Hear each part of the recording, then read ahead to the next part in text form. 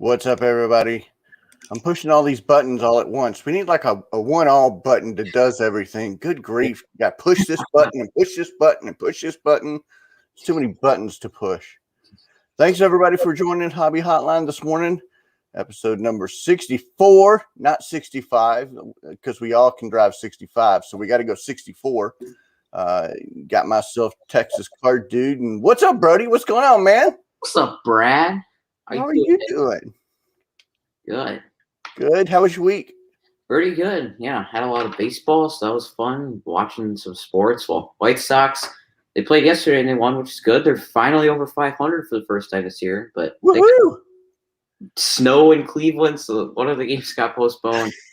So, yeah, on Wednesday in my baseball game, I got to scratch off something on my bucket list. I got to pitch in the snow because it was snowing in the middle of April for some reason. That's awesome. Oh, hey, it's Dr. Beckett. What's up, Dr. Beckett? How are you doing? Good to be here, Brad. Brody, I didn't hear anything about school. Was school not a thing anymore? Well, I don't really like talking about school because school is just annoying me at this point. I only have a couple weeks left, and I'm almost done. I halfway through the last quarter of the year. So you'll be done with college, right? It is strong. Only 7th grade, but yeah. And then, of course, we've got Dr. James Beckett. Needs no introduction, needs no highlight. How was your week this week, sir? It's always good. I'm retired, Brad. Come on. I don't have school. I don't have to teach. I don't have to grade papers. I don't have to do anything except enjoy. And, I do my podcast every day for 12 or 13, 14, 15 minutes max. Enjoying that. I'm going to have a special guest on pretty soon. I don't know who that is. Our dude. Brody in the past. So anybody that's anybody, I want to have them on my show. So, well, you got some losers coming up. That much I know. So welcome everybody. Joining the conversation. If you have any questions, any compliments or anything like that, that goes to me. Any gripes or complaints, you need to send that to Sports Card Nation.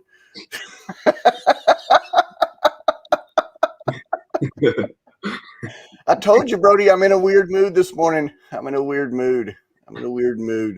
So it's been kind of a boring week. Nothing really going on. I mean, really. I know that Brody, you said you wanted to ask Dr. Beckett a question. Let's start off there. Yeah, I just wanted to bring up, I listened to your podcast about the card set for kids with your idea for that. I just want to, tell us a little bit about it for people that don't watch it so they can get a little description. Well, I just thought it's got to be reasonably priced, and it's got to have some stuff in it that is a draw for kids. Mm-hmm. And I'm sympathetic to the card companies. Two of their biggest expenses are autographs and game used material. If you take that out, then you'd have a kind of a complete or total. If you had like a complete or total type product, there was a large checklist that had players and people in the game that would help the younger person kind of understand the game. I think you could put out a set pretty economically with some parallels. I also added the wrinkle that the autographs are not free, but the card company, whether it's Topps or Panini or Upper Deck, or whatever sport it is, they wouldn't pay for the autographs. They'd say, look, this is a kid's set. If you want to sign, you can sign, and we'll put it in there. And so I think it could really keep the cost down, and you could have kids that could buy boxes, not just packs. And really, it'd be hard to put together a set. And I think the parallels could go for a pretty good price. I think adults would still like it, but I hope they wouldn't try to monopolize it and keep it away from the kids. So that's the line I'm trying to straddle, Brody. And I got some good feedback from some people who kind of added and subtracted to my idea. So I'll probably do a follow-up. So what was your take on that? Did you have some improvements? Or do you think I'm on the right track, or you're the kid? No, I thought it was really cool, especially thinking about it more as I listened to it. well, you talk about the parallels. I think it's interesting because if you have this huge set with, let's just say 1,000 cards, let's just say that if there's one parallel per pack and there's 10 cards per pack, to get a Mike Trout, it's 100 packs. So it's going to be hard to get that, obviously. So they'll go for a good amount of money, but they're going to be really hard to find. So I think it's an interesting idea, and I like the free autographs too. I don't like just to keep the expenses down because then they can put out more of it, which is good, I think. Well, I mean, in my set, Mark Cuban could be one of the. He's the owner of the Mavericks basketball set. I think that'd be a desirable autograph, and yeah, he doesn't need more money. When I did my Topps fan favorite card, let me just say the contract I signed with Topps to sign the cards for them was not lucrative. So, if you're a player, the prices and the fees are governed by the Players Association. But if you're not in the Players Association, if you're an owner, a general manager, coach, a trainer, even, they could explain the sport from their perspective. So I think it could be win-win. Yeah. Oh, sorry, Brad. No, go ahead, gentlemen first. Well, I think it's a cool idea to put coach stuff. I actually I got an umpire auto off of eBay for like $3 the other day, which I thought was kind of funny. And it was like the day before I went to the White Sox game. I'm like, what if he's umpiring this game? I just bought an autograph of him. How hilarious would that be? But yeah, I think it's cool. I mean, like, as a Bears fan, getting a Matt Nagy card would be pretty cool. Well, let me push back on one thing and see if you disagree with this, Brody, because you just mentioned umpires. There would not be umpires in the set. There are no combo cards in the set, and there are no cards in the set that cannot be exactly identified with a team. So this is really set up for every card goes with a team. There's no ambiguity there.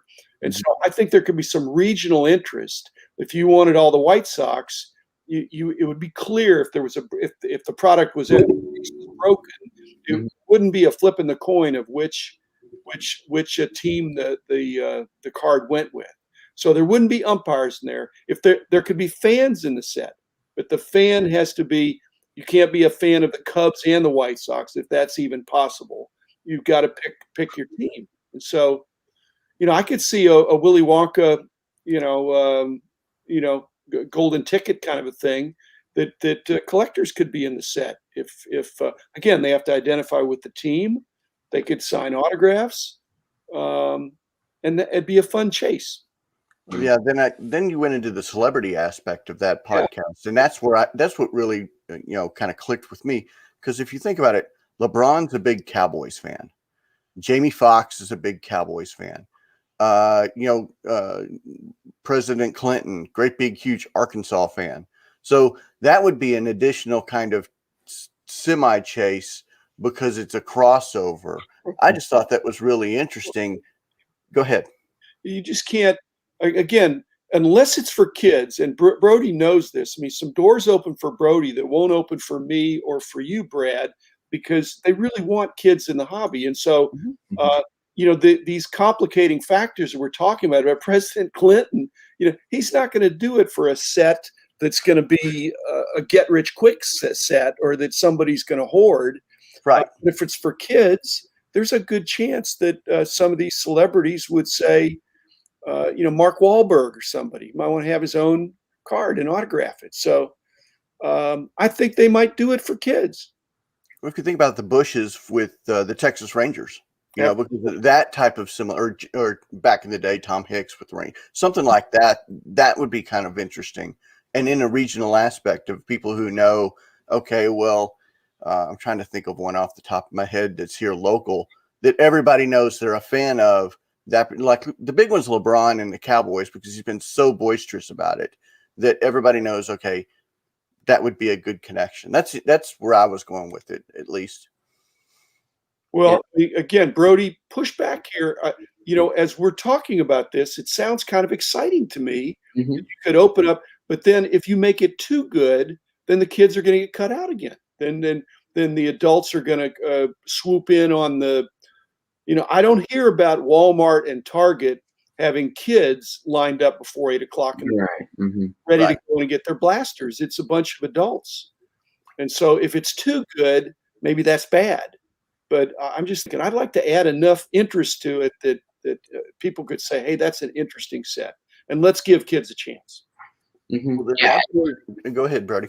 Okay. There's got to obviously, like, you want to make sure, like you said, to keep it down, but there's got to be interest. Like, as a 13-year-old kid, like, we want interesting stuff too, especially if you've been in the hobby for a little bit too. Like, you're gonna want to be able to pull an autograph and stuff like that. I think mascot cards would be something cool too, because Absolutely. I know Topps does them an opening day, but football and basketball, I'm not too sure if I know they do in Prism draft picks. The collegiate mascots are in there, like, you know, Bama's mascot and stuff like that. But I don't remember ever being like, you know, Staley the Bear and stuff like that, or Tommy Hawk or Benny the Bull. I mean, Benny the Bull is like one of the most iconic mascots. That'd be pretty cool. Yeah. Yeah. And then that leads right into, okay, so if you want to go extensive and massive, you know, I've talked ad nauseum this week about NFTs. What do you think about flipping that and turning it into an NFT so that you have an unlimited, you don't have to worry about printing. You don't have to worry about limiting or anything like that. You just push a button and all of a sudden you've got an automatic, you know, renewal of cards, even though they're online. What do you think about that, Dr. Beckett? And then I want to come to Brody because I specifically want to ask him about that. That's like what Topps is trying to do right now, and I'm not sure it's going to click. You know, hey kid, do you want some cards? Oh, they're not real. they're digital. You can't hold them, but hey, collect them. You know, so I think it might be a ways, but again, if they got this card product for kids going and it caught on, then would there be an NFT extension of it? Yeah, I think possibly. Okay. So Brody, you know, the NFTs, you know, you've got the core collectors that are having a trouble with an NFT or you know, us older gentlemen are having a trouble with NFTs. They're geared more towards the younger market. I wanted to ask you what your opinion of, or do you like NFTs? Do you not like NFTs? Or do you still want that tangible, I need that card type of situation? Well, I think it's interesting. I think it has a lot of potential, and coming from playing a lot of like the Topps games and Panini games, those are pretty fun. I mean, there's a lot of stuff that you could do on there without paying too. Like, there's a lot of packs and events you could do. But I mean, I like to see where we're at with this in a couple months and see if it's died down or if it's really booming. I think that's something interesting to keep an eye on. I saw that Blake Jameson did a huge thing with Terrell Owens, which seemed pretty cool. I mean, that's really awesome. And I see, like, if you buy the 1 of 1, you get like a meet with Terrell Owens on virtual hangout or whatever. So that's pretty cool too. Especially with like these celebrities, they could do stuff like that. If you buy the 101, you know, it send you an autograph, or you can, you know, or get on a meet like that. I think that's pretty cool. Yeah, and that kind of segues into another topic that I had, where now everybody's getting into NFTs. You know, you've got the Three Stooges going into NFTs. You've got Jalen Suggs, who announces that he's going to enter the NBA draft as an NFT. You've got again Zach Davidson, and who is a tight end prospect, but he's a number 7 tight end prospect coming out with an NFT.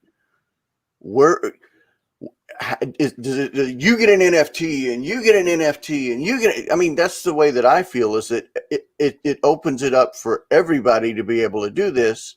However, the positive is, I don't know if you saw it, Dr. Beckett, but Ted Williams' estate is doing an NFT. And it's not just the NFT. You get an autographed bat with the 1 of 1. You get an autographed bat. You get 3 autographed pictures, and then you get to stay a night at one of his houses that he lived in. So you get a fungible with a non-fungible. I wanted to know what your thoughts are on everybody throwing out NFTs. I mean, are we getting a little ridiculous with this, with the Three Stooges, or what? The Three Stooges are entitled to be ridiculous. That's the shtick. But No, there's a concept that is, I'm kind of analytical, obviously, but there's a concept of the market cap of a rookie card, or rookie card in a certain condition, or of a player.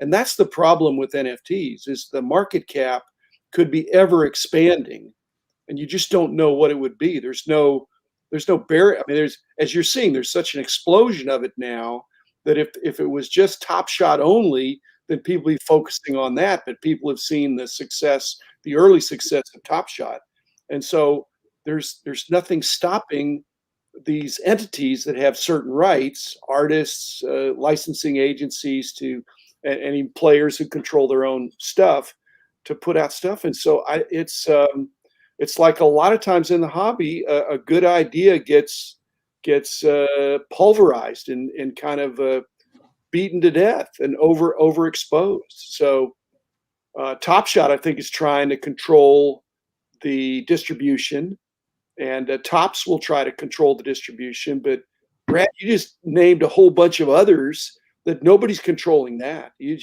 can print. You're not printing anything. You're producing something that has no cost of production. Yeah. That could be problematic. So there's going to have to be a shakeout, because if everybody does it, they'll be all over the place and nowhere, because they don't exist other than in your digital wallet. Yeah, so then you've got Brady's company coming out with an autograph NFT. I mean, it just seems like once the prospects started coming out with NFTs, I just shook my head and go, where's I could come out Texas Card Dude NFT. I mean, you can. I mean, like, literally everybody. We could do a hobby hotline NFT.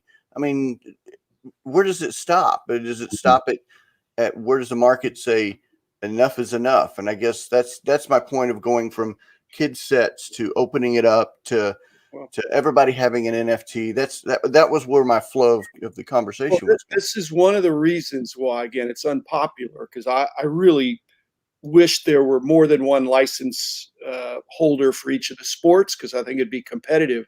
But this is why they maybe don't want to do it. If there's just one licensee, one company, then the leagues and the Player Association can kind of control or rein them in, and can say, look, you're the person that does this, and here are the minimums and maximums perhaps that you can do. And so I'm sure Top Shot has the license for the NBA, and the NBA is not giving it to somebody else so they can also compete. They're saying, okay, Top Shot, we're going to monitor this because we don't want to kill the golden goose. Mm-hmm. So I think that's a reason for these leagues wanting to control it. Mm-hmm. But I can't control Jalen Suggs. Right. Because exactly. He's not under their purview yet. Right. Sorry, you interrupted. Yeah. No, but I agree. Like, with the companies like that, I mean, obviously, like you said, it makes sense that way. But to be honest with you, we hear people complain about Topps and Panini and Upper Deck all day long, and it just keeps happening.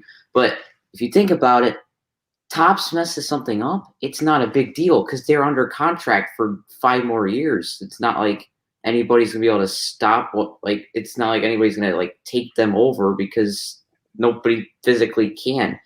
But I think another interesting thing about the NFTs is, you think about it, you pull a card out of a pack, that thing could have a messed up corner and it just went down way in value.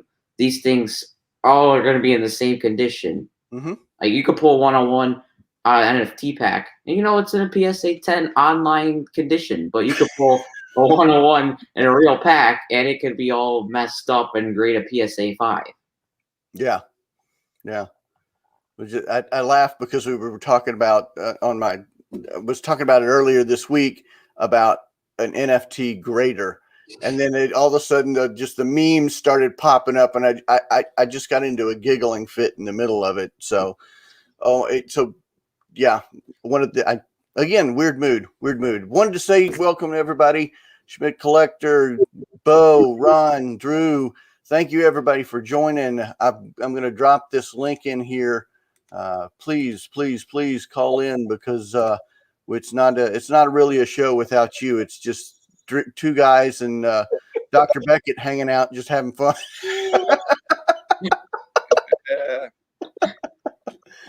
So I wanted to get Brody and I talked about this a little bit. I wanted to get your thoughts, Dr. Beckett, on Top Shot's owner taking a pot shot at Topps and their product. From a professional standpoint, I didn't think it was necessary. I didn't think it was needed, but yeah. What were your thoughts on that, or did you even see that? I saw that, but I don't know that the guy was taken out of context, or people like to grab a sensational soundbite, or but it's not good to. I mean, I've always felt it's not good to criticize the competitors. I mean, when I was, in business in the thick of it, I mean, the other people in the industry were doing some great things, and sure, they made some mistakes. We made some mistakes, but before the product's even out, Topps took a different approach than the Top Shot guys did. And they have a different platform, and they have a number of things. And so, like I said, it's better the problem is, in the social media world, it's hard to keep your mouth shut when people are walking around with cameras or recording devices. So, and again, the marketplace will determine, and not only that, this is Topps' first iteration. If they don't do it quite right this first time, they're in it for the long haul. They'll try something different the next time. Yeah, I don't think it was smart to go. I mean, because if you think about it, Topps been around for 70 years, and Top Shot's been around for what, a year? I don't even know completely, but been popular for about a year. So I don't think it's smart, because people are just gonna. And like you said, it's their first time doing it. They can make improvements as they go, and it's a way different approach than Top Shot. Well, another aspect of this is Top Shot, maybe, I'm pontificating here a little bit, but establishing their alpha-ness in the sense that, again, I don't know if people miss this, but the market capitalization of the Dapper Labs, the Top Shot parent company, is more than Topps, Brody. 70 years of Topps doing really outstanding stuff and really carrying the hobby. And it's worth a billion something, $1.3 billion, $4 billion, whatever, when they're trying to go private. Well, Top Shot's valuation is several times that already, even though it's been going for 7 months, not 70 years. And so sometimes, if you want to exercise to try to say, I'm the 600-pound gorilla or 6,000-pound gorilla, whatever, in the room, I can take pot shots because I'm in the strong position. And Top Shot, based on their valuation, is golden right now. Well, I think another interesting thing, if you think about it, there's no dunks in baseball. Like, obviously, there's some cool action shots and them sliding stuff, but there's no dunks where Jordan, slamming over 3 people, or Zion's destroying people. It's way different sport. It's way different. Yeah, but you do have the bat flip. That is true. That flip was pretty insane.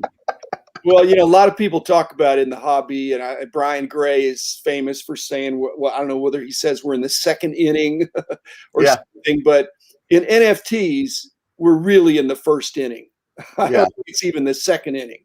And so there's a long way to go, and it could change course, but there's going to be technology plays in our industry that are going to be of interest. And Brody, they're going to find a way to make baseball interesting more than bat flips or tape measure home runs or strikeouts or I don't know, cool slides. I just don't even know. You got 2 players that are acting like that they're wrestling or fighting in Top Series 1. I mean, oh, Greg, we really do appreciate you joining. We really appreciate. And if y'all gripes could come on and join in. It's not just our shows; it's your shows. So I want to go a little off the topic, and then we'll hit the 100-pound, the 600,000 pound gorilla topic. Did you see where Tops or where Tiger's tickets about to hit the Heritage auction for $40K? Dr. Beckett, where Tiger's pro debut ticket was about to hit. I don't know if you saw that or not. I didn't see that, but Okay. that's his. What do you mean pro debut ticket? So his pro ticket in Milwaukee, his first. A ticket major, the first tournament that he played in. Yeah, that ticket completely intact. Got a PSA 8. There's only I think 6 of them, and Heritage opened it up at 4K, and it's supposed to go for 10. So then I went to look for Michael Jordan's last ticket there in Utah. I think it was Utah. It was either Utah or Portland. I can't remember off the top of my head. That NBA Finals ticket, and that was going for a pretty penny. You think is that? I mean, is that something else we're about to see attack because now we've got this another point in the hobby to go after? Because I know at one point in time tickets were hot, and then they really, really cooled off. It could that be another jumping off point? It could be. I mean, people are looking for what's next. I do track with some of the fractional entities, and I've noticed that there's been a steady increase over the last year. Mostly, some ups and downs, but mostly ups. Very strong ups in cards. Mm-hmm. But the memorabilia and the other things like tickets and game used, the whole thing, not just a game used card, but some of the memorabilia stuff, the performance has been spotty. That the fractionals have acquired it, and if you bought in, you didn't necessarily make money on some of the memorabilia, whereas you made money on some of the cards. So I think the industry is trying to figure out what's next, and tickets like that are slabbed and authenticated, it's worth a try. But I don't know about the completing a set or how you display that or explain that. Like I said, if it's I mean, that sounds interesting, but also sounds pricey. Yeah. Brody, any thoughts? Well, the tickets are interesting because, like Dr. Beckett said, if you walk up to that, you're not gonna, unless if you're some Tiger Woods nerd that researches him 24/7, you're not gonna know that was his debut ticket. But if you walk up and you see a Michael Jordan rookie, you're gonna know it's a Michael Jordan rookie right off the top of your head. I mean, I don't know too much about tickets, to be honest with you, but no, I appreciate it. It's just a different perspective. That's all. Just a completely different perspective. Yeah. I mean, go ahead. Tickets are a legit collectible. They always have been. It's just that it's like what we found when we were doing price guides. It's difficult to do price guides for those things because the quantity that are still around is really hard to know. People can say, look at the pop report, but not a lot of that stuff has been graded. So you just don't know what's out there. So it's hard to put a price on it. And so again, that's some people like that. If it's the Wild West and you don't know, and Rich, you're right. My Mavs tickets are non-tickets. They're on my phone now. So yeah, I can't even, because I used to save my tickets if they had Dirk on them and things like that. So I mean, but it's the way it's going. I've still got my All-Star ticket from the All-Star game that was here in Arlington. It's booked up and saved, and but that's it was kind of a cool because I don't think the All-Star game's ever going to come back to Texas because for some reason I'm jaded because I got to go everywhere else for all these cool events. They don't come here. Yeah, like the Carlos Rodon no-hitter game I was at, that was digital tickets, I mean, that's probably the coolest game I'll ever be to for a long time, but it's digital ticket, Yeah, Nolan Ryan's 5,000 strikeout, Nolan Ryan's 3. I mean, there are some memorable events that happen. Jordan's. I went to Jordan's last shot because I was a big Jordan fan. So now going back to what Kobe's last game, Kobe's first game, LeBron's.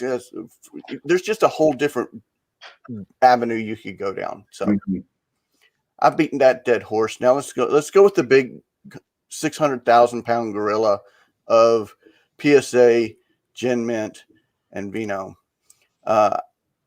I don't know how much you've investigated into this, Dr. Beckett, or even you, Brody, with school and everything. How much do you know, or how much do you know what's going on within this purchase and this buyout? Because Drew did a fantastic interview. Go to Let Me Get That Potograph. Go listen to this interview. It is a great listen. Brody, you want to go first? I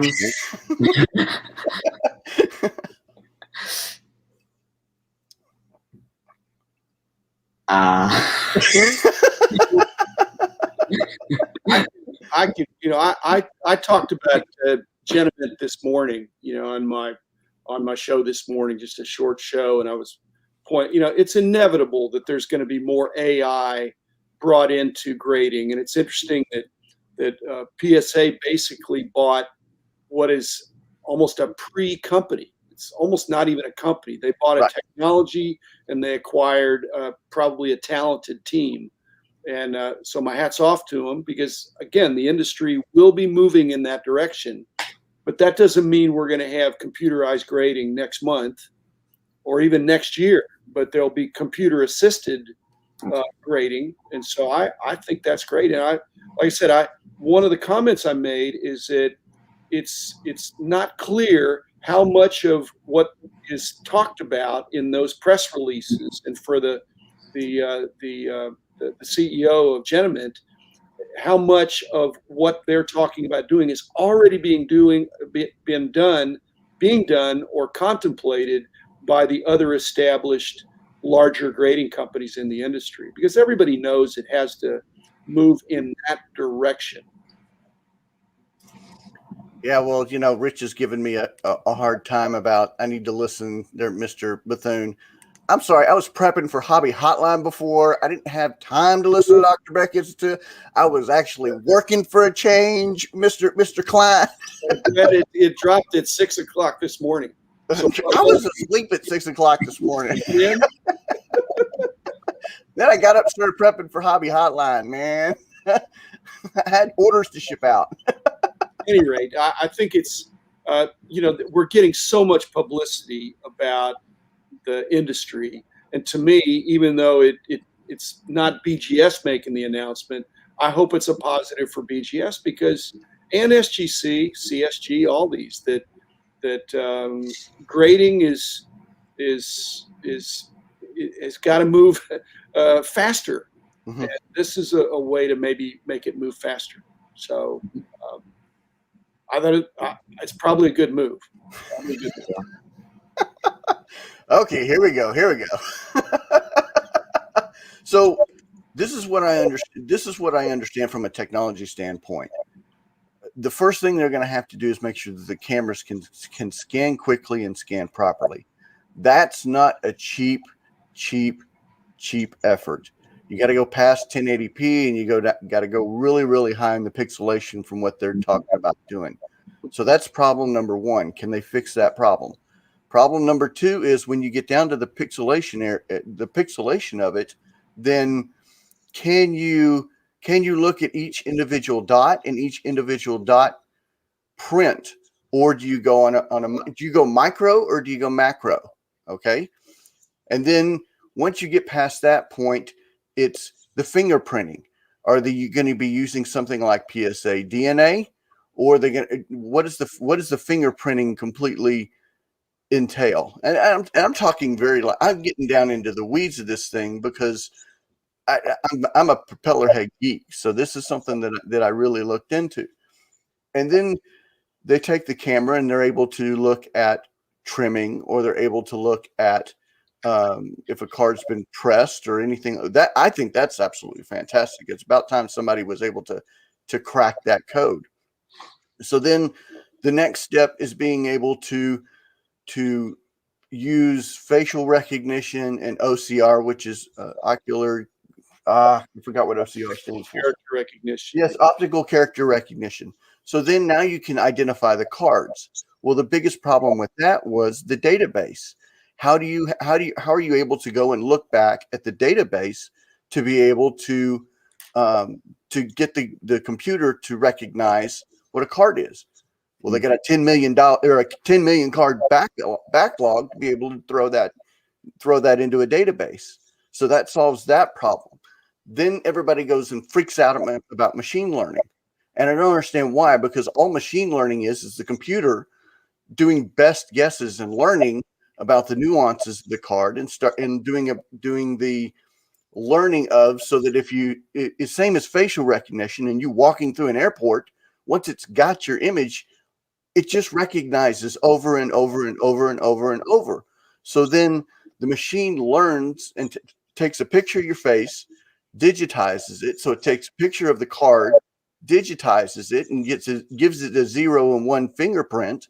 So each time it sees that 0 and 1 fingerprint, then it's like, okay, it recognizes Mickey Mantle as Mickey Mantle in different positions. So then you've got player recognition, you got OCR recognition, it goes down to the pixelation. Then people start saying, okay, then how does the computer know a PSA 10? Well, you tell it what a PSA 10. You set up parameters, you set up reasons, and then you let it go and you let it learn. You let it do. And there's a little bit of artificial intelligence, a little bit of it learning itself, but then you don't take the human element out of it. People keep saying, take the human element.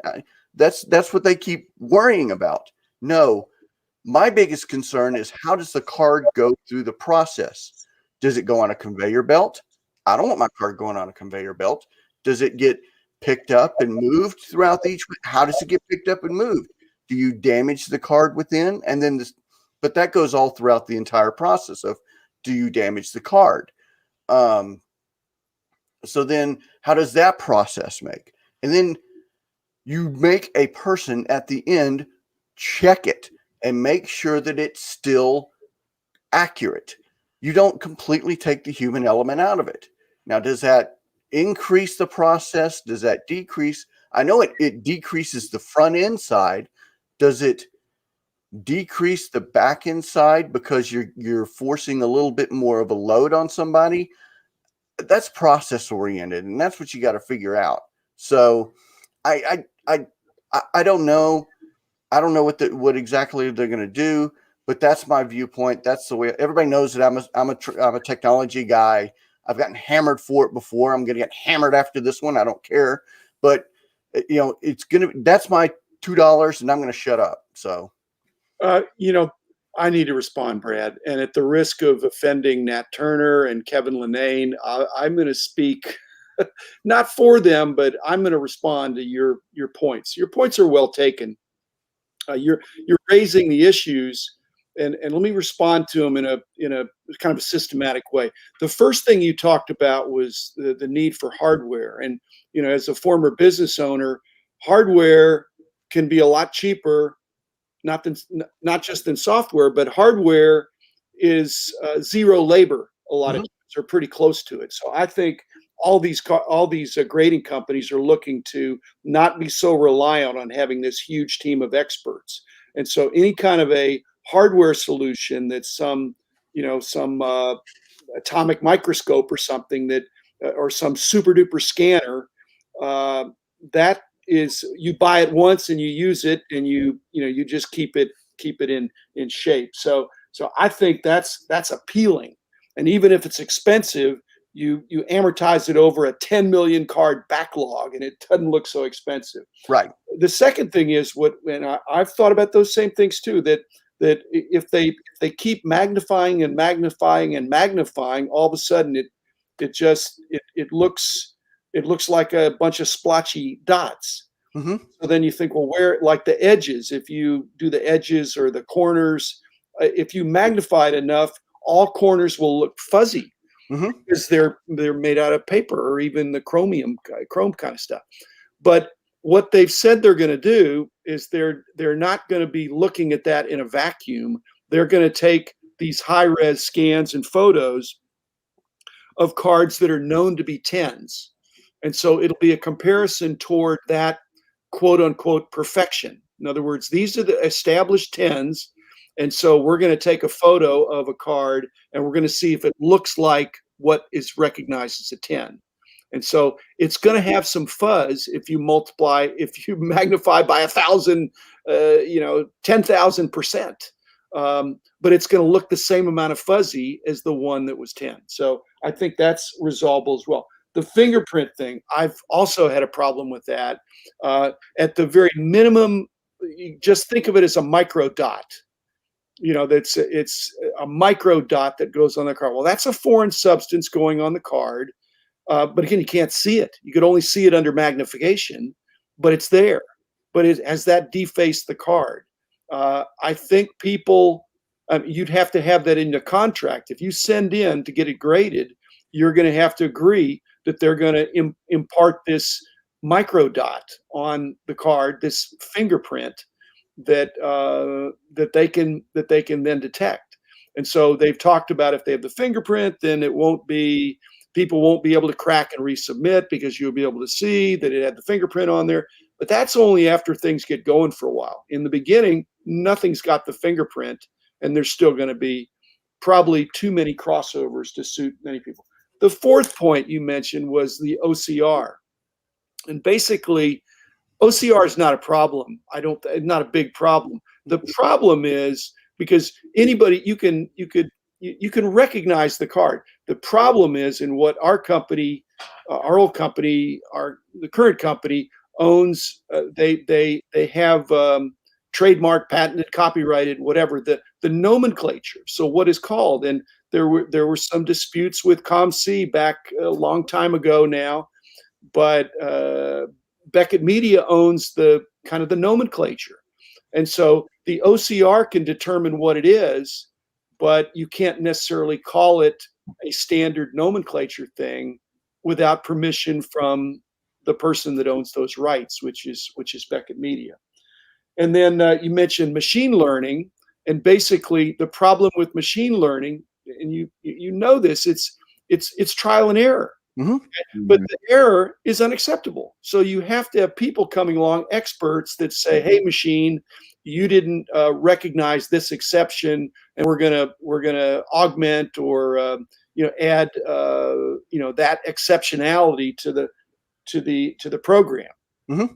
And then finally, the last thing, and this has come up again with ComC on their level, is that there cannot be a conveyor belt. But for the reasons you mentioned, handling cards is bad.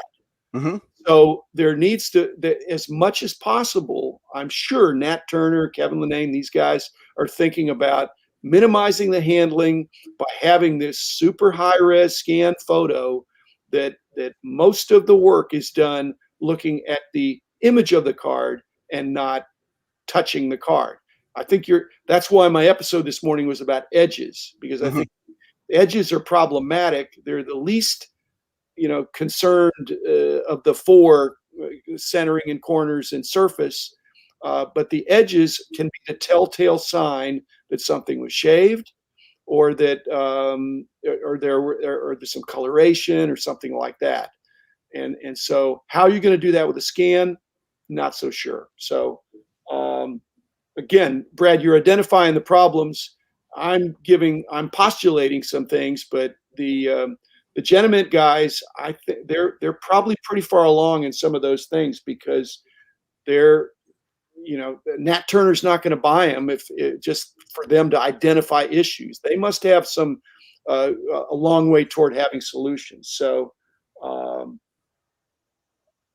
I think it's going to happen, Brad. I think all the things you raised, they're thinking about those, and BGS is thinking about them too. So yeah. I did some ranting. Brody, it's your turn. Yes, Brody. I'm tired. It's your turn. Well, I think you guys pretty much said it all with all the steps and stuff. It's interesting with this huge backup. I personally haven't graded a PSA ever, especially because I was thinking about it, and then the backup happened. I'm like, well, I don't want to wait a year to get my cards back, So I don't know. It'll be interesting to see what happens. It's like a lot of things in the hobby. You see how it's going in 2 months, Yeah. Hey, Brad, what about this grade A ID thing? Have you studied that? Because I couldn't find out much about that, although it looked like more of a pre-grading thing. why you gotta do? Yes, I've done some. Um, I've done some initial look into it. Um, don't be surprised if that becomes a norm. And I've looked at it to where it's gonna be like it's in my opinion, and this and $3 or $5 or wherever you are in the country will get you a Coke. Um, I think it's not a deterrent to where to sending in cards, but I think it's used as an assistant to show you, hey, this card isn't was as 100% centered as you think. This card isn't as it's an assistant to help you see the flaws in the card. And with the app, it actually shows you a guesstimate or a best guesstimate of where to send the card. So it'll give you 4 options, either PSA, BGS, uh, SGC, ABCD, PDQ, of where to send your card and what a guesstimate of what they think the grade's going to be. So I think it's a great tool to be able to use. Um, what I found hidden in the data research from Venome and Geniment was they have on the back door a mobile app hidden. It's only mentioned referenced like in one spot in one article, but I have a feeling that PSA is working on a mobile app to do something very, very similar, or at least in concept, and the code's written for proof of example. So I think to help stem the 10 billion or whoever, of course you can't tell somebody they can't grade a product, or you can't tell somebody not to send in, not to give you their business. But I think there's going to become more and more and more tools out there to be able to say, yes, you can grade this, or this card's going to be graded at X, or hey, this corner's not as tight as you thought it was, or this card's not as centered as you thought it was. It's going to be used as a tool to kind of help share data and knowledge. So it's out there. There's actually centering tools online that you can use to, take a picture of your card and upload it and see how centered it is. And that tool, or the tools are even as accurate to do it for borderless. So you can do it on Topps 2020 cards. It'll show you whether it's centered or not, which is really, really interesting and really, really cool.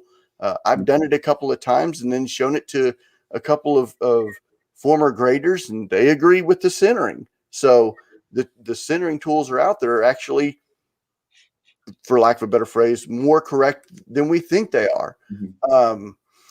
I just think that there's going to be a lot of tools coming out to help with grading. It's not going to be such a wild west as it was in 2020 or it is now. I do think that people are going to do what people are going to do, but for a more strategic collector or someone who is more strategic about what they do rather than a shotgun approach, I think the tools are going to become much better, and they're going to be much more of an experience coming down the road. Yeah, and I think an interesting thing, if you think about this in the long term, you always talk about, well, how if you send if you got a PSA 9, what would that grade at Beckett? If you could get something that takes what it would grade at BGS versus PSA, then we could see how tough are the companies, Mm-hmm. Just see it right then and there. Yeah, and actually I had a question about that right before we went on. It was, who is the toughest grader, or who's the toughest? I mean, honestly, it's an opinion question, because that's a could change hour by hour or minute by minute or card by card. So you can't really judge that, because there's a whole bunch of human. Well, it's Yeah, also a potential lawsuit. If e- exactly. to say that PSA is stricter or not as strict or tougher on this than that. I mean, you'd have to back that up, and that's tricky. But so this grade A ID thing is. Would you say they're in beta? What is their status? That I don't know. I honestly, I didn't get that far. If you're just talking about what they said. Yeah, I haven't. and Have you used it? no, I actually went through and they showed a screenshot of what they looked like. Right. So I didn't get that far. I had planned on getting that far before before a conversation coming up. I don't think you can get any farther. Yeah, well, That's my point. I mean, yeah, yeah. yeah. So What they want to do is people are going to be doing these kinds of things, and it's not necessarily a winner take all thing. There may be different approaches. There's going to be more than one app. I mean, the battle is going to be for the real estate of your phone, of being always with you in your pocket or whatever with your smartphone, that you can see what you have, what it's graded, transact it, trade it. So that's where it's similar even to NFTs, which are digital. So even though you have a card, without the card ever, you take a photo of the card and you transact it in the app. I mean, obviously you got to mail it or get it to somebody if it's a physical card. yeah, one of my biggest concerns with that was if you take a picture of a card and you pre-submit it to anybody and you say, hey, look, this says that it's a PSA 9, so just say grade says it's a 9. Well, then I take that plus the deal and send it, and it doesn't come out as a PSA 9. Then on the company aspect, how do I know that you sent the card with the picture? That how do you know that that's accurate? And then from a consumer standpoint, hey, you said it was a 9, but it came up as a 5. Then there's that whole. That's the part that I'm like, oh gosh. I had a long discussion with Jeremy Murray over at BGS a number of months ago about exactly this. And I think we agree, and you probably would have to agree too, Brad, is that the actual grading is going to take precedence, not over an app that's looking at a scan or a Right. photo. And so Right. the actual physical expert grading, perhaps assisted by the computer, is going to be the final authority in our industry. I don't think people are going to say, well, the computer said it's a 9 and PSA said it's an 8. There's going to have to be a way to reconcile that. And it's probably because PSA could see something, or they'd have to have a reason. And BGS, I think is a good idea that to have the report card where you can see exactly where the downgrade was or exactly what category it was in. Yeah, I honestly, I think everybody should go into that detailed of corners, centering. Mhm. I think that should be everybody needs to start doing that, because when you go to the marketplace, any marketplace, whether it be the card show or wherever, and you see it's an 8. Well, why is it an 8? My eye won't be able to pick why it's an 8. Right. Where Drew's eye could tell you, boom, boom, boom, this is why it was an 8. Right. I don't have a clue. I just know that somebody said it was an 8. Well, is it an 8 because they had a bad day one day, or is it a 9 and somebody missed? Then there's that whole whole situation. So there's a lot of questions to be answered. That was why I put this at the end, because I knew we were going to go down this rabbit hole. I think you want subgrades, because if you think about it, there was a while ago, but I remember seeing some like 101 Mahomes printing plate, and printing plates sometimes have condition problems with scratches and stuff. Mm-hmm. They graded it and it came back, I don't remember, like 88 or something, but centering, corners, and one of my edges were fine, were pretty solid, but then the surface was a really low grade. And I think it's interesting because if you send a card to BGS and it comes back a 7, but you got 3 10s and 1 3 because of one bad thing, does it make that 7 more valuable than a PSA 7 that could have been 7s for everything? Yeah. Yeah, and then how do you? Is it a true mathematical? This is a good question for you, Dr. Beckett. Is Oh. it a true mathematical average on a Beckett whenever they do subgrades or whenever they do grading? Is it a true mathematical average, or is there an algorithm on the back end that determines what a true grade is?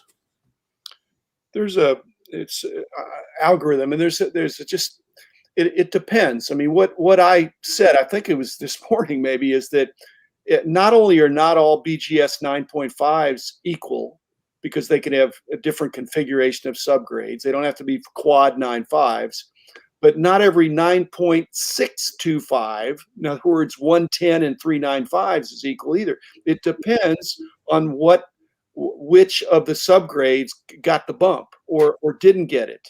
And so people that are simplifying it to look at the average grade,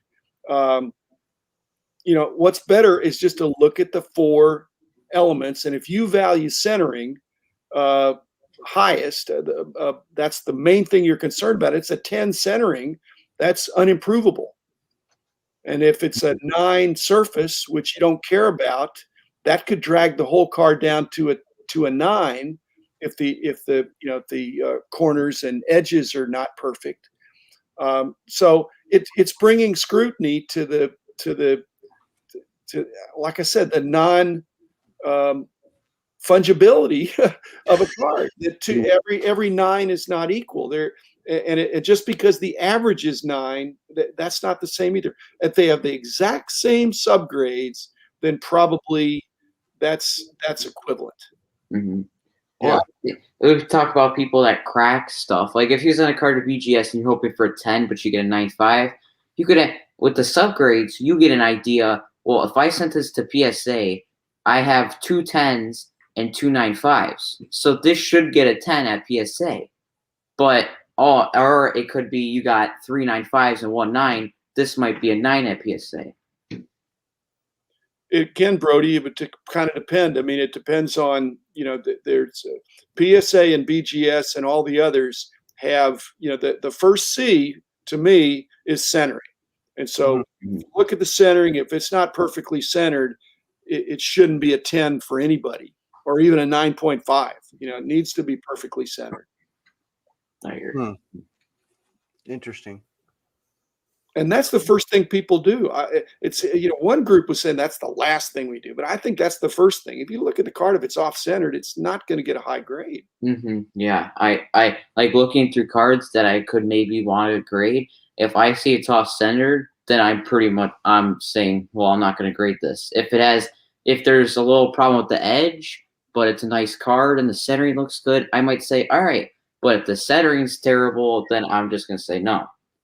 Well, then let me ask you this. This is an interesting question I was thinking about while I was putting cards online yesterday was, okay, well, this card isn't centered, but it has amazing corners, amazing edges, and no surface whatsoever.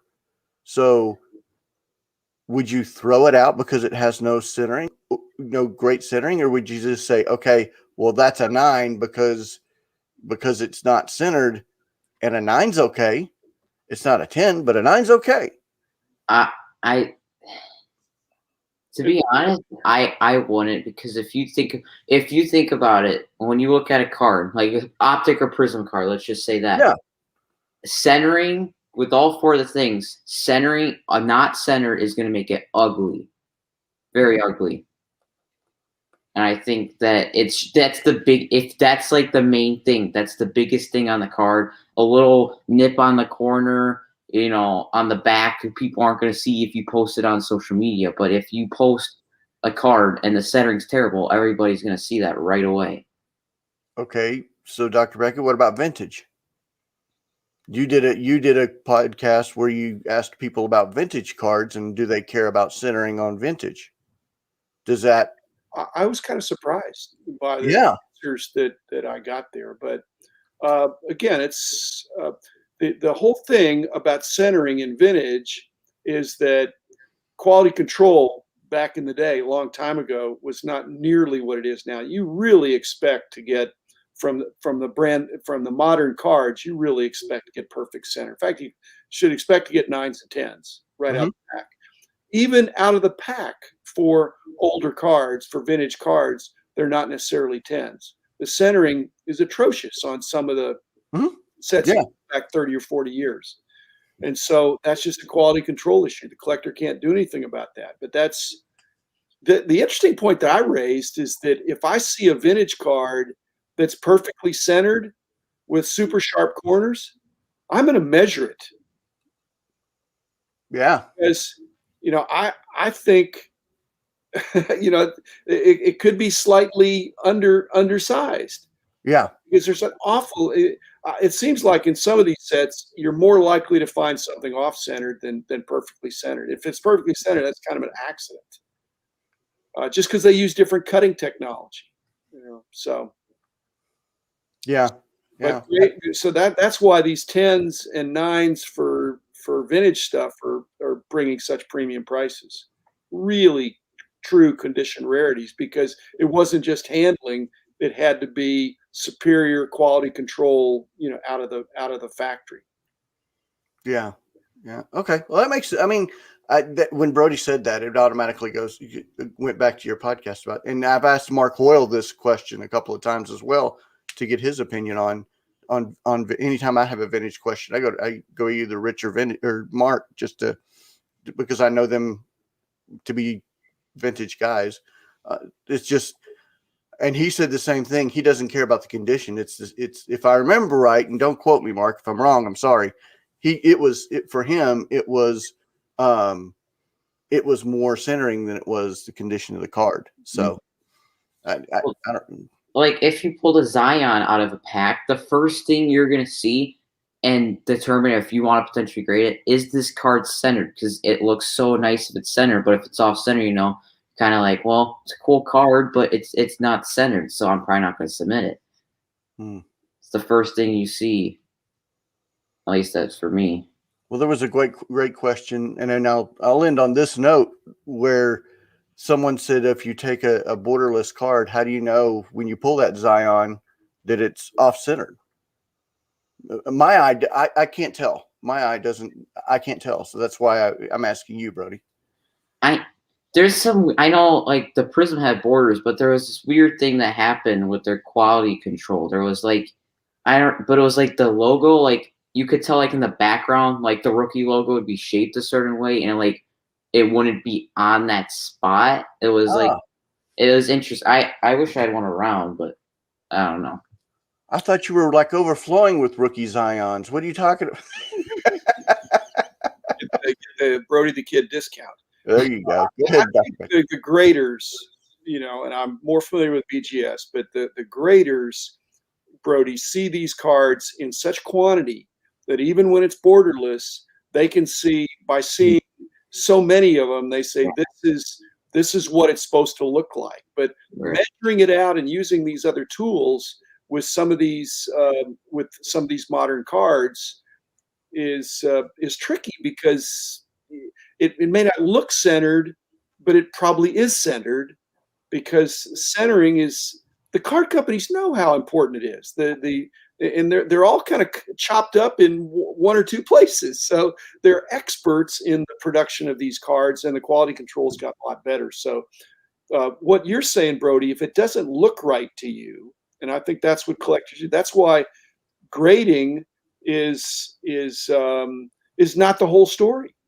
You can see if it looks like a 10, but you don't like the look of it. It's the buy the card, not the holder.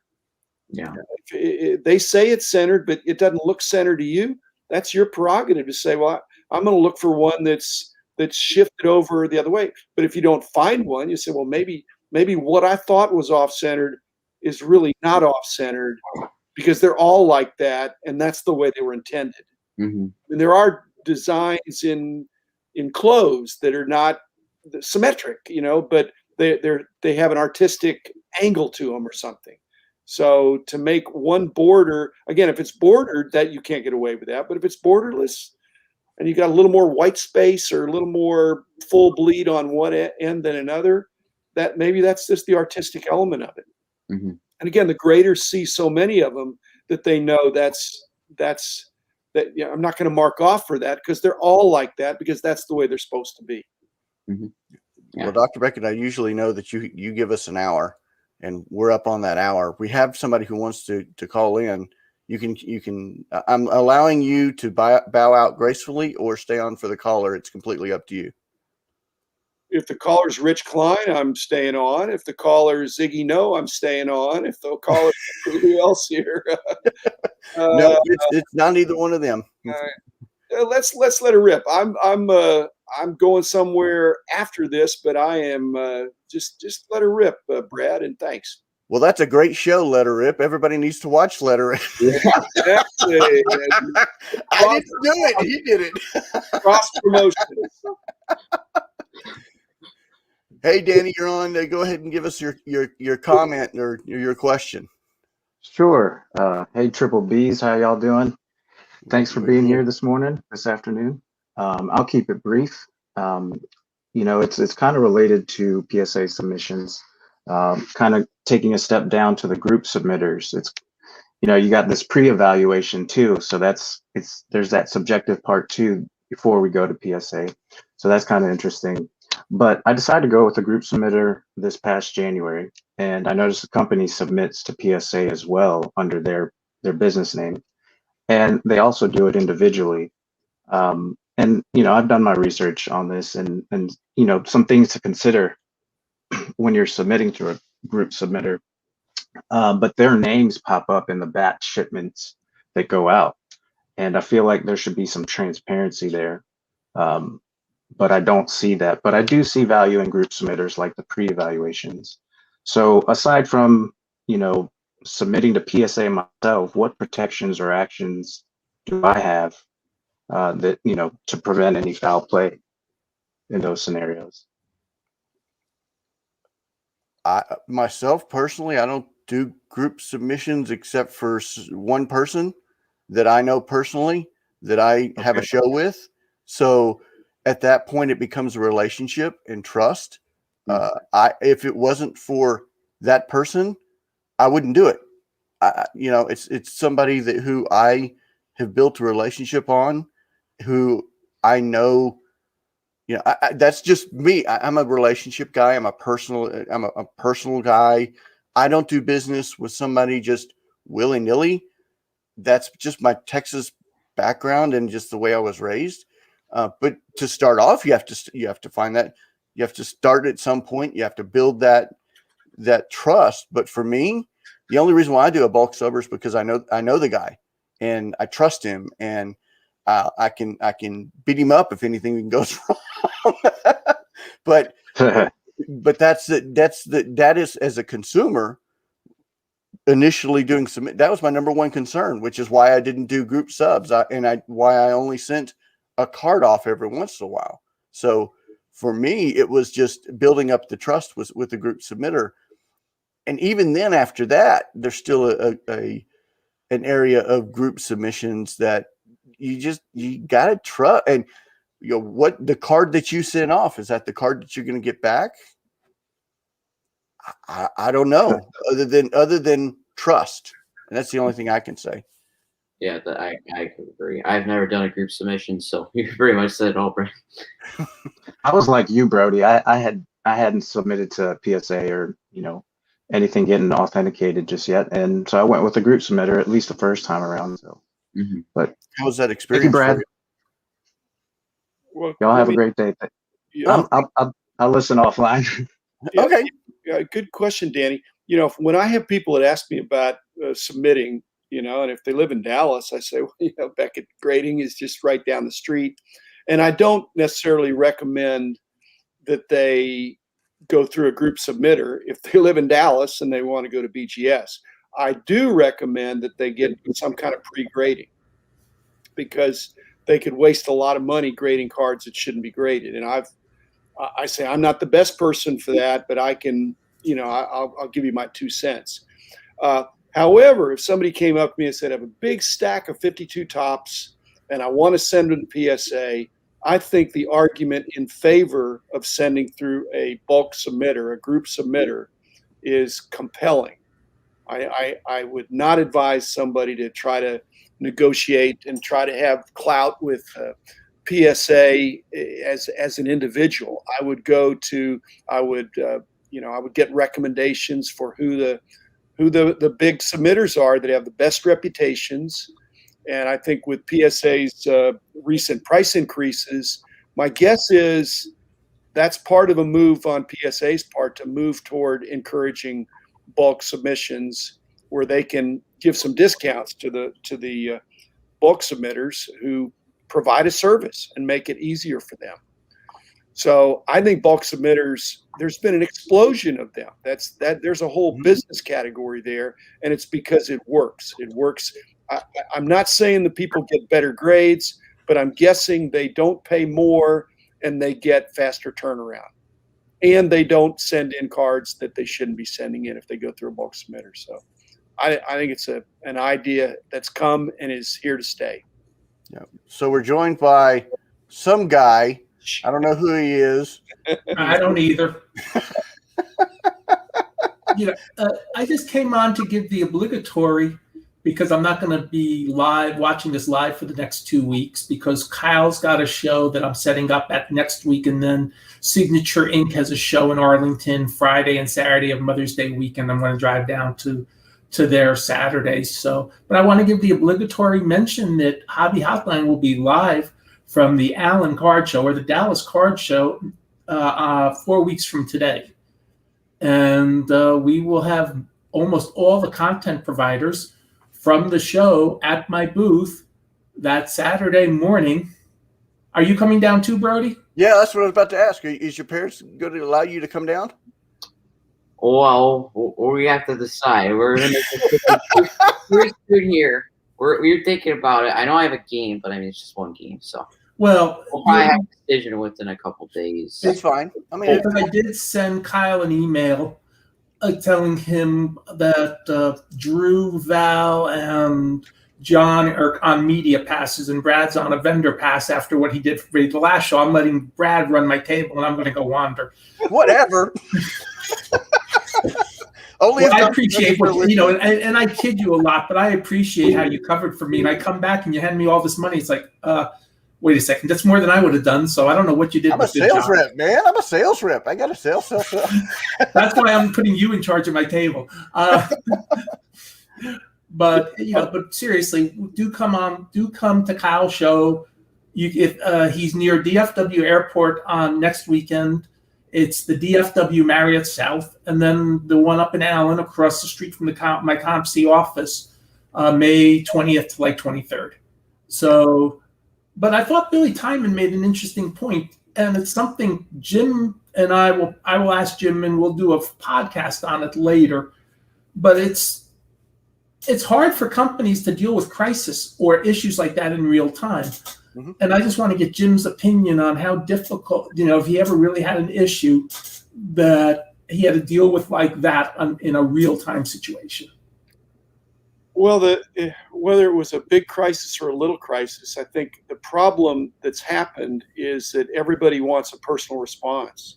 And in good times, you can give people personal responses. But in our company, we tried to give kind of blanket responses to try to let people know what was going on without having to give one-off personal responses to everybody. What is toxic is silence and the unknown and the mystery of where are my cards or what's going on. And so to be able to give regular updates of this is what's going on, we can't answer everybody individually, but here's the scoop right now. That's what it is. I want to say one thing as Rich is doing the excellent commercial for Kyle's show, which Brody is going to be almost like a national, but we're going to have a hobby content creators dinner. I'm kind of planning that for the Saturday evening. So if you're down, it's invitation only, but it's for the hobby content creators that are going to be at the show. It'll be after the show on Saturday evening. Not real late or anything, but it'll be an exclusive gathering of Brad and Rich and me and hopefully Drew and John and many others that are there. Must be present. It won't be virtual, but just to get together and be encouraging one another. I think the content creation explosion in the hobby is fabulous. Well, there's a very good chance I will go. I'll say that. But that We understand that, but we'd love I'm to going see to you. Dallas. We'd love to see you in person. What? I just got confirmation. I'm going to Dallas. Yes. We're having a good time. I actually have to go though. I have to go to Six Flags. We're going. So great show, everybody. Hobby Life show is on at 6 tonight. Make sure you guys come join the live chat. Thank you guys for an awesome show. Okay. I also want to ask Jim one other thing. I saw an interview with Nat Turner about what's going on at PSA or some comments, and he also said something very interesting. He said people got annoyed and upset when they talked about raising prices. Mm-hmm. He says he's not heard one negative comment about, we'll call it the shutdown. Right. And I think the issue is, and I'd love to hear Jim's opinion, is the shutdown's not cost. If you don't send the card in, you're not spending any money. Right. But if you're sending cards in with higher prices, it's costing you money out of pocket. Mm-hmm. And once your money's out of pocket, then you feel affected where, hey, I can hold these cards for 4 months or 5 months until things get to normal. But if I have to spend more money, I'm not real happy about that. Yeah. Well, the good thing is, I think he rightly should be concerned about the public sentiment. If people are mad, then they change their behavior. And I know, Rich, when we were riding high, we were certainly number one in price guides and a lot of other things. But if people get mad at you, they look for other alternatives, and they could get mad based on price or the quality of service or decisions that we made. So, like I said, he's made decisive, definitive decisions, and I think people are now respecting that he's not coming in to do business as usual. He's not trying to save money. He's still a business guy, but the decisions he made have been bold. Mm-hmm. And sometimes you just got to go for it. And so there's nothing wrong with it on that level. Okay, here's a thought. If he has 10 million cards in the backlog, how many customers do you think that represents? 100,000? 100,000? 5. 5. I mean, especially if you count the bulk submitters as people they're submitting through. How many people have cards at PSA? I bet it's 100,000. I wouldn't doubt it. And if it is, those people are saying, thank you for making my cards that are there a priority. Well, I think it was on one of your I can't remember. So if it wasn't 100%, it's almost sending a card to PSA is almost a lottery, because if a specific card gets graded at PSA 10, you're looking at a $1 million card, a $2 million card, a $3 million card. So with that type of lottery system, yeah, I'll wait. Take as long as you want. That's at least mine on the back end. That's the way I figure. Well, so I don't remember if it was yours or not that somebody said that. So anyway, Brody's back. What's up, Brody? All right, got a little quiet. After show. Yeah. It's like Jerry Lee's after hours on his show. And he's got a good guest. He's got Carvin Chung as the after hour. He doesn't have a regular guest this week because he announced what he was doing.